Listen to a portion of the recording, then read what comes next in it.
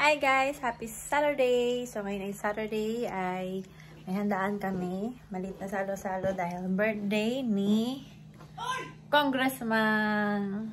So ito yung handa namin ngayon. Naganda siya ng bakala ng ilaw. Naganda. Nagluto siya ng kare-kare. Tapos menudo. Yan lang niluto niya. Tapos ito yung bigay ng kasamahan niya ni ate. Shanghai.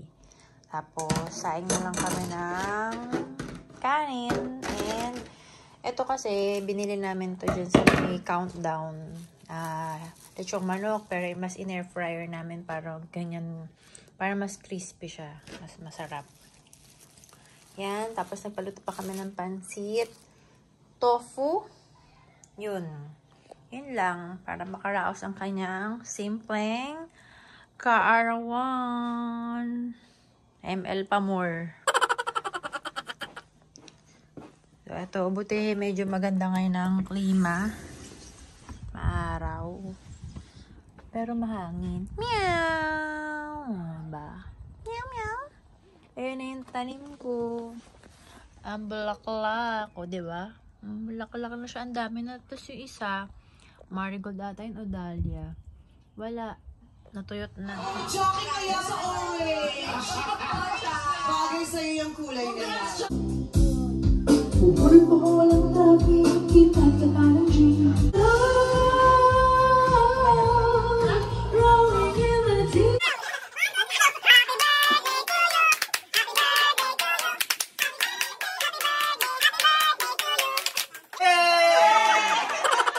A few moments So, later. ngayon ay June 1. Ngayon yung start ng winter dito sa New Zealand. June, July, August kasi ang winter dito. So, ngayon yung unang araw ng winter. Yun guys. So, kamusta naman ako sa trabaho ko? Bali, yung trabaho ko is assembler. Okay yung trabaho ko. Sobrang dali. Kumbaga sa mga lahat na naging trabaho ko sa Pilipinas, sa Taiwan, sa Japan. Mas nadadalian ako dito kasi 50% na nakaupo kami, 50% na nakatayo. Depende sa process mo. Kasi parang nag-assembly ka ng medical device, kalimitan yung mga CPAP or yung mga mask, yun yung product namin.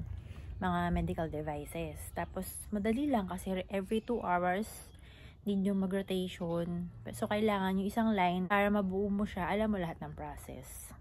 Alam mo lahat ng station. Kasi, station by station yung ikutan nyo, syempre, every hours. Para nga naman, aware ka at saka ka maboring. Kasi nga sobrang dali niya. Bawa, kukuha ka lang ng isang bote, lalagyan mo ng takip, lalagyan mo ng label, pasa. Ganun siya kadali. Yun nga lang, kasi sobrang madali siya. Syempre, maramihan yung output namin every hour. Parang sa isang araw, kailangan namin maka 1,000, minsan, 2 model, natig 500, ganun yung process. Ganun yung process flow dito. Tapos, next week, parang mag-o-open yung bagong line namin, which is puro machine. So, hindi ko sure kung mapapasama ako doon mapalipat kasi meron akong experience as machine operator. So, sabi nila, kailangan doon ng 70 na katao, lilipat doon. So, hindi ko alam kung kasama ako. Pero, part pa rin siya ng department namin. Madali ang trabaho ko dito sa New Zealand. So far, so good. Tapos, yun nga, yung mga kasama ko, okay sila. Syempre, bago pa lang ako, hindi ko pa alam. Syempre, lahat naman tayo may kanya-kanyang personality, may kanya-kanyang ugali. Pero ngayon, so far, so good. Tapos dito, ang culture shock sa akin is unang-una yung first name basis. Kasi hindi mo kailangan tawagin sila hindi mo sila kailangan tawagin as sir or ma'am. First name, kung anong bawa, yung pangalan ng leader mo is Ramon. Ramon lang. Hey, Ramon. Ganon siya. First name basis. Diba sa Pilipinas, hindi pwede yun. Kailangan nakamadam ka, sir, ma'am, ganun. Sanay tayo sa ganun. So, culture shock sa akin yun. Pangalawa, yung pag-render ng overtime. Dito, sobrang dali lang magpaalam, guys. Halimbawa, hindi ka nga totally magpapaalam eh. Parang tatanungin ka lang kung gusto mo mag-OT or hindi.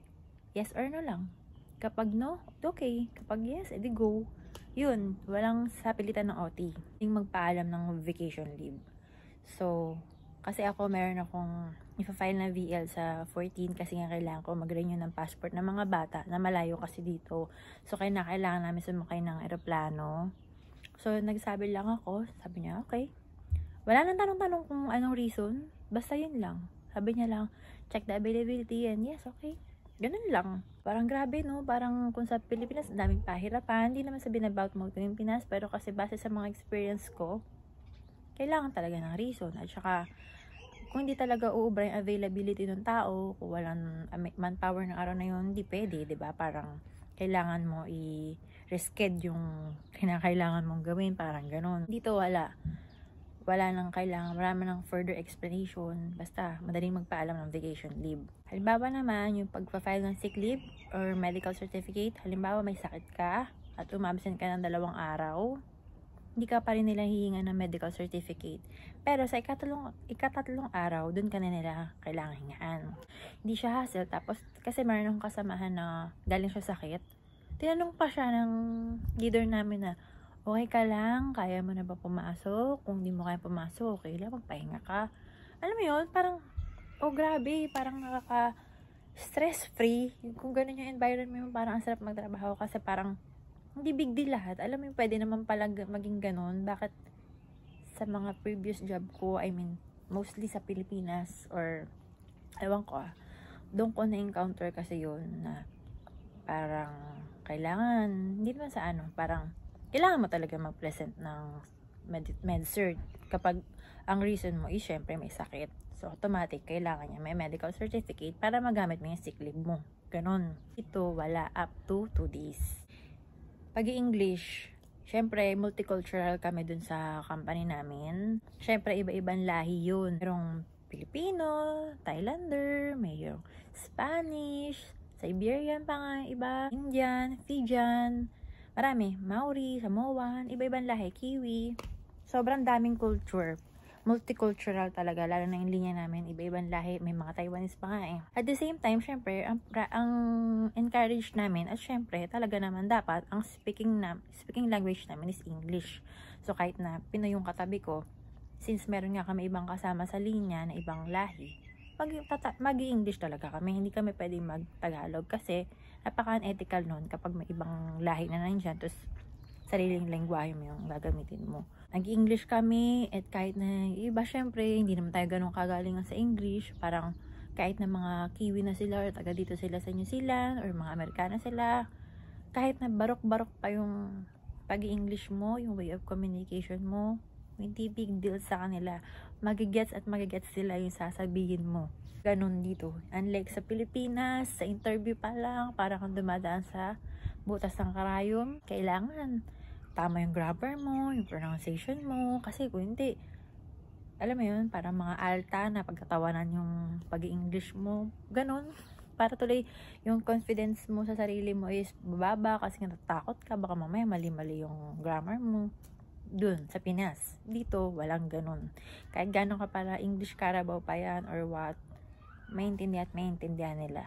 Basta, parang sobrang gaang sa pakiramdam yung environment. Yun yung naramdaman ko. Tapos parang lahat ng tao, lalo na yung ibang lahi, yung mga Maori, yung mga taga dito talaga, sobrang approachable talaga sila. Kaya kapag parang ganun yung environment mo, parang, tapos madali pa yung trabaho mo, parang grabe, parang bonus na yun eh, yung mga mababait yung kasama mo.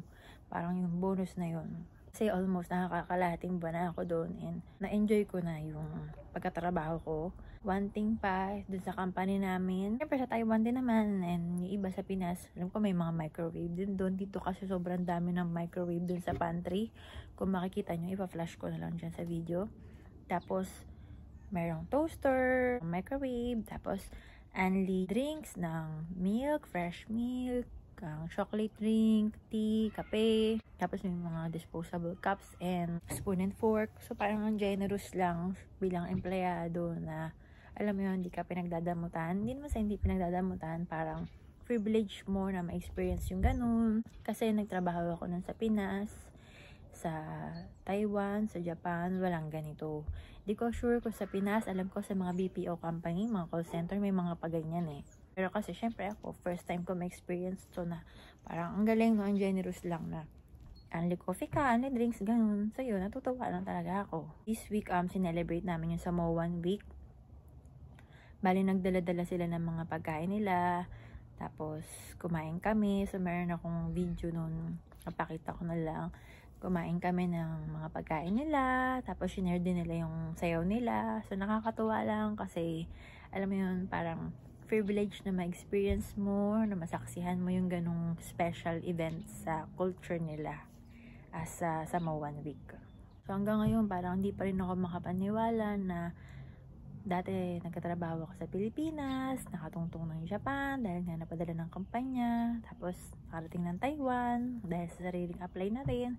Tapos ngayon, yung parang dreamland ko, isa kasi yung New Zealand sa dreamland ko na makapagtrabaho. Ngayon, andito na ako ngayon, tatrabaho na ako ngayon dito, kahit na alam ko na hindi siya naging madali yung pag-apply ko at paghahanap ko ng trabaho dito. Hindi siya naging madali kasi alam niyo naman, 'di ba? Dahil yung status ng visa ko, which is conditional visa. Pa rin ako makapaniwala na parang ang galing, no? Kasi parang kung para sa'yo talaga, para sa'yo pala talaga. So, napaka-grateful ko talaga sa mga nangyari sa akin dito sa New Zealand. Okay na yung mga bata sa eskwelahan nila. Nag-enjoy din sila. Tsaka parang wala rin akong nababalitaan ng mga bullying dito or racism. Kasi kahit sa company namin, meron kaming program tungkol dyan, anti-bullying campaign. Kapag na-report ka, kapag nabully ka or what, ma-victim ka ng racism, i-report mo talaga sa HR. At automatic na meron talagang corresponding disciplinary action yun. Dito lamang sa na-experience ko sa New Zealand. So, hindi ko lang sure sa ibang lugar kung meron din bang gano'n na program. Tapos, pag tinatanong ko yung mga bata after nila school, kung kamusta ba yung school nila, yung mga classmate nila, okay na okay sila, makikita mo rin na nag-enjoy sila kasi andun yung excitement nila na pagpapasok sila kinabukasan. Tapos pag uwi sila, andun yung magkukwento sila, ano nangyari sa school nila, parang andun yung saya sa mga mata nila na talaga na-enjoy nila.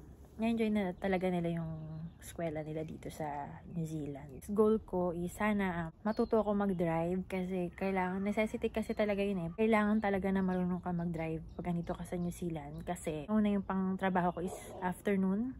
Pwede kami mag-extend hanggang 3 AM ng madaling araw. Siyempre wala nang mga public transport noon. Meron mga Uber pero siyempre mahal. Kumbaga kung gabi-gabi mo yung gagawin sa pag-OT mo, parang sayang naman dun mapupunta yung ino-OT mo, 'di ba? So mas okay din na marunong ka magmaneho para in case of emergency din. Syempre, hindi lang asawa ko yung marunong mag-drive, pati ako marunong din, 'di ba? First time ko ngayon ma-experience yung winter, so hindi ko alam kung gaano ba kalamig dito. Kasi naranasan ko na rin naman yung winter sa Taiwan, winter sa Japan. Ngayon, excited ako na ma-experience ko din yung winter dito sa New Zealand. And today nga is June 1st, so ngayon na yung start ng winter season dito sa New Zealand. So ngayon nga pala, dito sa New Zealand is talagang recession. So maraming mga construction field na na-lay off sa kanilang mga trabaho. Iba, kahit na residente pa sila, is talaga naman natanggal sila at nawalan sila ng trabaho dito sa New Zealand. Iba naman na mga nag-visitor visa, talaga nakikipagsapalaran sila na makapunta dito sa New Zealand. Syempre, para makahanap din ng trabaho. Pero yung iba, sadly to say, umuwi na lang sila na may expire na yung visa nila na wala pa rin silang mahanap ng trabaho. So, kung gusto nyo magtrabaho dito sa New Zealand at wala namang kayong kakilala, yung talagang gusto nyo lang talagang sumugal, pwede naman. Pero syempre, pag-isipan nyo mabuti kasi hindi ganun kadali maghanap ng trabaho dito, lalo visitor visa lang kayo. Kumbaga, certain nyo kung makahanap kayo ng employer na mag-i-sponsor sa inyo.